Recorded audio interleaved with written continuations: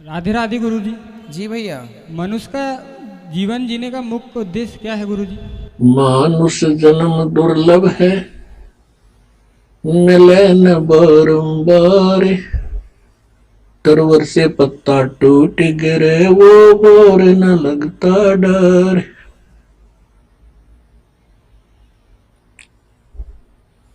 मानुष जन्म पाया कर जो नहीं रटे हरि नाम। जैसे कुआ जल बिना भाई बनवाया क्या काम। नमस्कार दोस्तों, स्वागत है आपका हमारी आज की फिर से एक और महत्वपूर्ण वीडियो। दर्शकों, आज हम लेकर आए हैं आध्यात्मिक के दो शब्दों के बीच, जिसमें एक तरफ है दादाजी महाराज और दूसरी तरफ है संत रामपाल जी महाराज। दर्शकों, आज की वीडियो छोड़कर बिल्कुल भी कहीं मत जाएगा, क्योंकि आज की वीडियो में दादाजी महाराज की भरी सभा में उनके एक शिष्य ने बहुत ही महत्वपूर्ण सवाल किया है। उन्होंने यह सवाल किया है कि महाराज जी, हमारा जन्म क्यों होता है, हमें भगवान जन्म क्यों देते हैं, मनुष्य जन्म का मूल उद्देश्य क्या है। दस को इस टॉपिक को लेकर हम जानेंगे दो संतों के विचार। पहले जानेंगे दादाजी महाराज जी के विचार और फिर जानेंगे संत रामपाल जी महाराज जी के विचार। 10 को पहले जान लेते हैं दादाजी महाराज जी के विचार। राधे राधे गुरुजी। जी भैया। मनुष्य का जीवन जीने का मुख्य उद्देश्य क्या है गुरुजी? लक्ष्य क्या है? जी। सबके अपने अपने अलग अलग लक्ष्य होते हैं, पर सबका एक ही लक्ष्य होना चाहिए, और वह है समाज की सेवा करते हुए, परोपकार करते हुए सदा भगवान की शरण में रहना, भगवान को प्राप्त करना। जी। यही मानव जीवन का लक्ष्य होना चाहिए सबका। जी गुरुजी। काम करो, नाम कमाओ, पैसा कमाओ, पर सब कुछ करते हुए भगवान को मत भूलो। और जैसे गुरुजी 4 युग है, सतयुग, त्रेता, द्वापर, कलयुग, तो इनकी आयु, चारों युगों की आयु एक एक युग की कितने वर्ष की है गुरुजी? कलयुग की आयु है 4,32,000 वर्ष। जी गुरुजी। द्वापर की आयु है 8,64,000। जी गुरु। त्रेता युग की आयु है 12,96,000 लगभग। मतलब कलयुग से दुगनी द्वापर की, कलयुग से तिगुनी त्रेता की, और कलयुग से चौगुनी 17,96,000 बैठेगी लगभग, वो है सतयुग की। तो इस सब युगों की आयु कलयुग की 4,32,000 से आप डबल कर देंगे तो द्वापर की निकल आएगी, तिगुनी कर देंगे तो त्रेता की निकल आएगी, चौगुनी कर देंगे तो सतयुग की आयु निकल आएगी। और कलयुग में लास्ट में गुरुजी किन से भगवान का जन्म होगा गुरुजी? आखिरी में भगवान श्री कल्कि बनकर के प्रकट होंगे, कल्कि भगवान। राधे राधे गुरुजी। राधे राधे। 10 को अब जानते हैं संत रामपाल जी महाराज जी के विचार। सर्व सृष्टि रचनहार कबीर परमेश्वर कबीर साहिब जी की असीम रजा से आप सभी पुण्यात्माएं सत्संग सुनने के लिए उपस्थित हुए। सत्संग में आने से प्राणी को ज्ञान होता है। सत्संग में ये जानकारी दी जाती है, मानुष जन्म दुर्लभ है, मिले न बारंबार। तरवर से पत्ता टूट गिरे, वो बोर न लगता डर।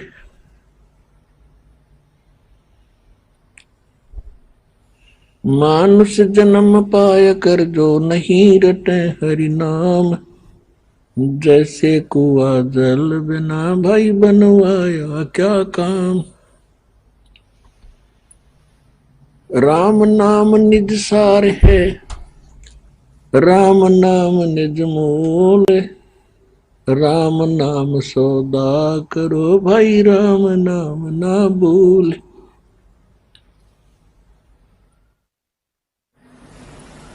दुख में सुमरण सब करें, सुख में करे ना कोई। जय सुख में सुमरण करे, तो दुख कहे को होवे। कबीर सुख में सुमरण किया नहीं, दुख में करते याद। कहें कबीरता दास की, भाई कौन सुने फरियाद।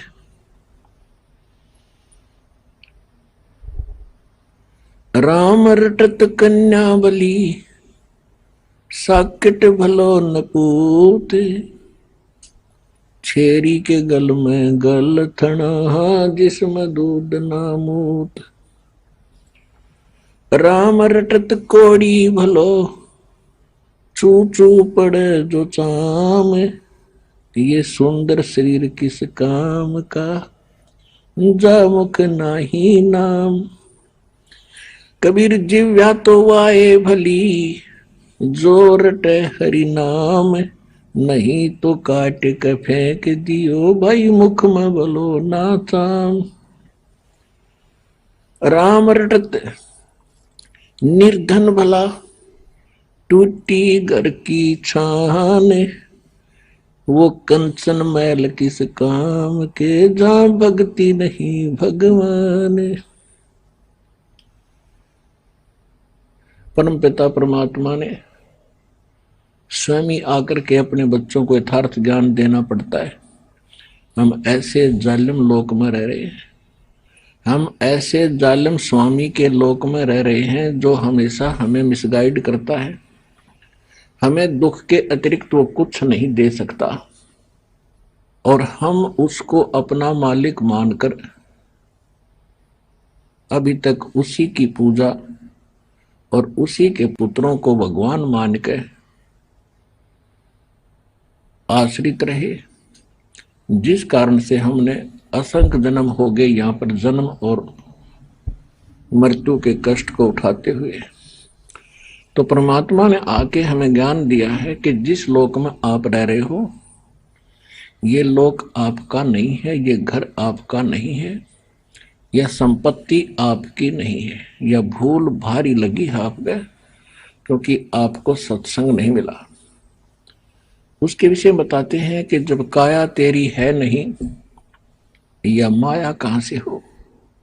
जब आपका शरीर आपका नहीं है तो इस माया को चपटा बैठा, बैंक बैलेंस बनाने लग रहा, बड़ी बड़ी कोठी बना कर प्रसन्न हो रहा, कल मृत्यु हो जाएगी, परसों कुत्ता बनकर उसको ठीक है चारों तरफ घूम रहा होगा, कोई अंदर ना जान दे आपने।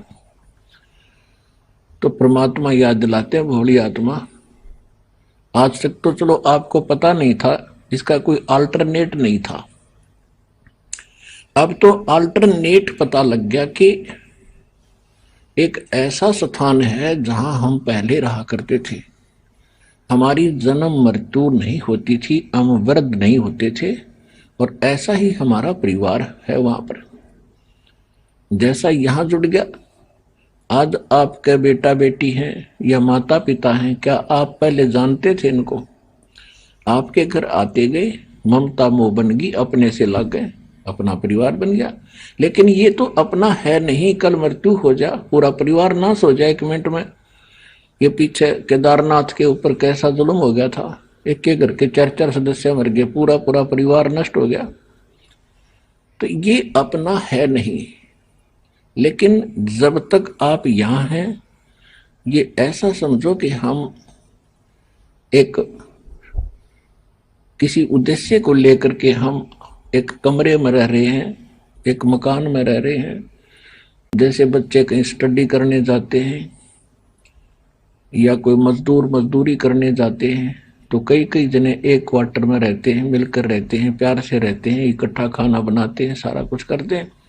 तो ये तो इतना ही साजबाज है आपका कि आपका इन बच्चों का कोई संस्कार है पीछे का।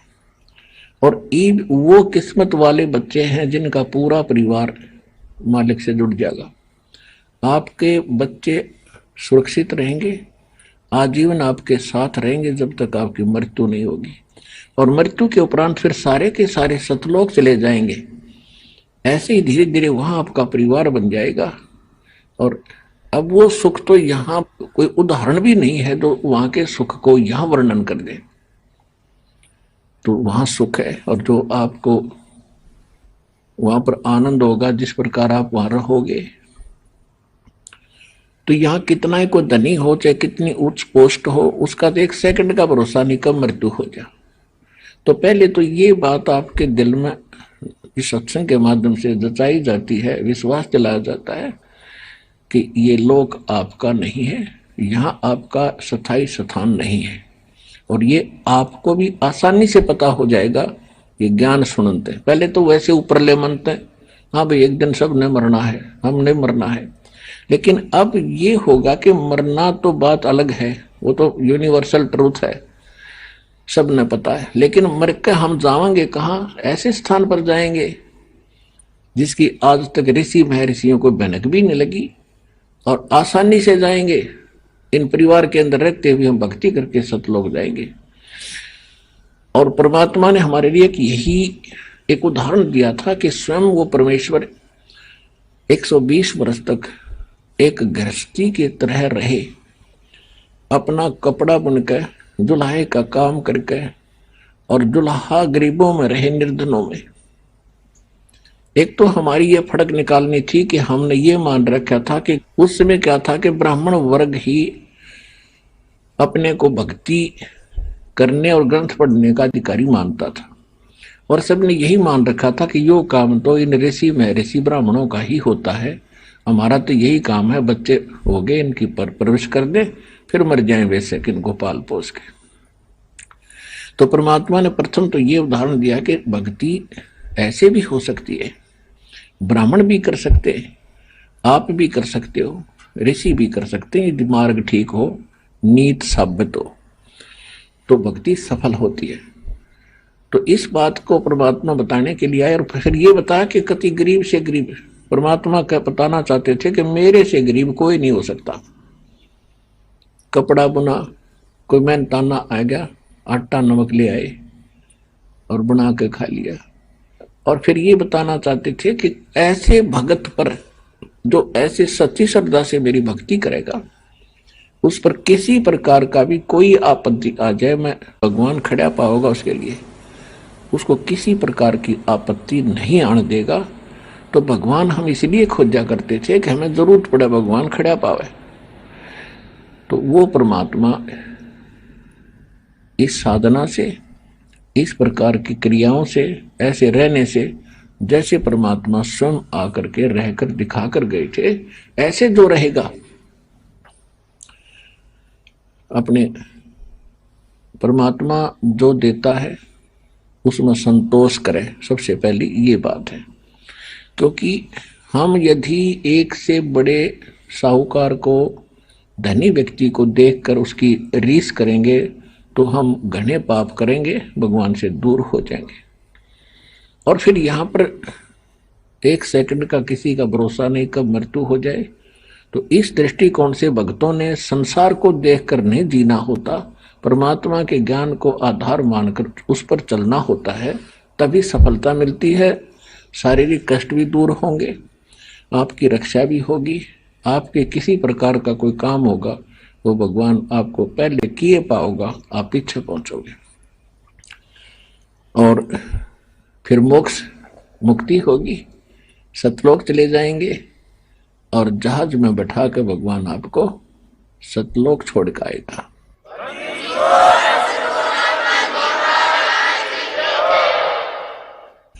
पुण्यात्मा, अध्यात्म मार्ग को समझने के लिए हमने अपने सदग्रंथों को आधार मानना होगा, और सबसे पहले हमने ये जानना होगा कि सृष्टि की रचना हुई कैसे, हम इस काल के जाल में कैसे फंसे। तो ये जानकारी जब तक आपको नहीं होगी तब तक आप अध्यात्म मार्ग में किसी भी ना ग्रंथ को समझ सकते, ना हमारे सत्संग को समझ सकते। जब आपको सृष्टि रचना का पूर्ण ज्ञान हो जाएगा तो उस समय आप परमात्मा को पहचानेंगे। फिर किसी भी सदग्रंथ को आप पढ़िएगा, अपने आप आपको समझ में आने लगेगा। तो पुण्यात्मा, अध्यात्म मार्ग को समझने के लिए अपने को सृष्टि रचना का ज्ञान होना चाहिए। पुण्यात्माओं, परमात्मा के गुणों में लिखा हुआ है, जैसा कि आपको बहुत बार दास बताता है कि ऋग्वेद मंडल नंबर 9 सूक्त 86 के मंत्र नंबर 26 और 27 में, ऋग्वेद मंडल नंबर 9 सूक्त 82 के मंत्र 1, 2, 3 में, ऋग्वेद मंडल नंबर 9 सूक्त 57 के मंत्र 3 में, ऋग्वेद मंडल नंबर 9 सूक्त 20 मंत्र 1 में, ऋग्वेद मंडल नंबर 9 सूक्त 1 मंत्र 8 और 9 में, ऋग्वेद मंडल नंबर 9 सूक्त 94 के मंत्र 1 में, ऋग्वेद मंडल नंबर 9 सूक्त 95 के मंत्र 2 में, ऋग्वेद मंडल नंबर 9 सूक्त 96 के 96 के मंत्र 16 से लेकर 20 में। और भी अनेकों स्थानों पर यह प्रमाण है कि वो कबीर नामक परमात्मा है। परमात्मा का वास्तविक नाम कबीर देव है और वो सतलोक में रहता है। सतलोक एक पृथ्वी है, 100 प्रकाशित है। और जैसे आप कभी रेत देखते हो, जमुना सैंड देखा होगा, उसमें से चमक सी निकलती है, सितारे से दिखाई देते हैं, उस रेत के अंदर कण होते हैं चमकीले से। ये तो एक एग्जाम्पल है। वो सारी ही पृथ्वी ऐसी है और उपजाऊ बहुत है। तो ऐसी वह पृथ्वी है, सतलोक है, और वहां परमात्मा मनुष्य दृश्य शरीर में रहते हैं। बहुत बड़े गुंबज के अंदर गोल गोल स्ट्रक्चर है और सफेद कलर का है। परमात्मा वहां एक सिंहासन के ऊपर जैसे राजा विराजमान होते हैं ऐसे बैठे हैं। उनके सिर पर मुकुट है, ऊपर एक बहुत सुंदर सफेद छत्र है। वही परमात्मा अन्य हल्के तेज का शरीर बना के, क्योंकि वहां परमात्मा की बॉडी का जो प्रकाश है पूरे शरीर का बहुत ज्यादा है। एक रूम माने एक बाल बोलते हैं रूम को। एक रूम की इतनी शोभा है, करोड़ सूर्य मिला दे, करोड़ चंद्रमा, फिर सारे शरीर का कितना प्रकाश होगा। तो इतनी वो परमात्मा यदि एज इट इज आ जाए न्यू का न्यू अपने उसी तेजों में शरीर में, तो हमारी चरम दृष्टि उनको देख नहीं सकती। जैसे उल्लू सूर्य उदय होने के बाद कुछ देख नहीं पाता, तो उसके सामने हमारी यह चरम दृष्टि ऐसे बंद हो जाएगी। इसलिए परमात्मा अपने शरीर को सरल करके, अपने रूप को सरल करके आता है। तो वो परमात्मा आके ज्ञान देते हैं, अच्छी आत्माओं को मिलते हैं और उनको अपने से परिचित कराते हैं। फिर वो प्यारी आत्मा परमात्मा की आंखों देखी महिमा का गुणगान अपने मुख कमल से किया करते हैं। इसके लिए परमात्मा कहते हैं, चारों युग में संत पुकारे और कूक कहा हम हेल रे, हीरे माणिक मोती बरसे और ये जग चुकता ढेल रे। कि चारों युगों में मैं आता हूं और अच्छी आत्माओं को मिलता हूं, और जो मुझसे परिचित हो जाती हूं प्यारी आत्माएं, फिर मुझे सतलोक में देख के और ऊपर सतलोक को आंखों देख करके फिर अपनी वाणी से वो उच्चारण करते हैं, ज्ञान बताते हैं। और मैं भी आता हूं, तब मैं भी ज्ञान सुनाता हूं। तो पुण्यात्माओं, आपका सौभाग्य है कि आपको सत्यनारायण कथा सुनने को मिल रही है। पहले हम सत्यनारायण कथा किसको माना करते थे? विष्णु जी को सत्यनारायण मान रहे थे। सत्यनारायण का अर्थ होता है अविनाशी परमात्मा, लेकिन विष्णु जी तो नाशवान है, ये स्वयं कहते हैं। नारायण का अर्थ होता है जो जल के ऊपर आकर विराजमान हो, उसको नारायण कहते हैं। और सत्यनारायण अविनाशी नारायण। तो विष्णु जी को इसलिए नारायण कहने लगे कि शेष नाग की सैया पर ये विराजमान होते हैं। लेकिन ये तो सत्यनारायण नहीं है, नारायण जरूर है, क्योंकि जल के ऊपर विराजमान है। सत्यनारायण सतपुरुष, सत्य साहेब, सत कबीर है। और वो जब भी आते हैं, जब शिशु रूप धारण करके एक लीला प्रत्येक युग में करते हैं, तो कमल के फूल पे, कमल का फूल जल में होता है, सरोवर के अंदर होता है, उस पर आकर नवजात शिशु का रूप धारण करके विराजमान होते हैं, जिस कारण से वो नारायण कहलाते हैं। और वो सत्य है, अविनाशी है, इसलिए उनको सत्यनारायण कहा जाता है। तो सत्यनारायण वो सत्य पुरुष है। सत्य पुरुष कहो, सत्यनारायण कहो। और अमर पुरुष कहो, परम अक्षर ब्रह्म कहो, परम अक्षर पुरुष कहो, ये कबीर परमात्मा के लिए ही ये शब्द प्रयोग होते हैं। तो अपने विधान अनुसार वो परमात्मा क्या कहते हैं? गोता मारू स्वर्ग में जा बैठूं पाताले, गरीब दास ढूंढता फिरूं अपने हीरे मोती लाले।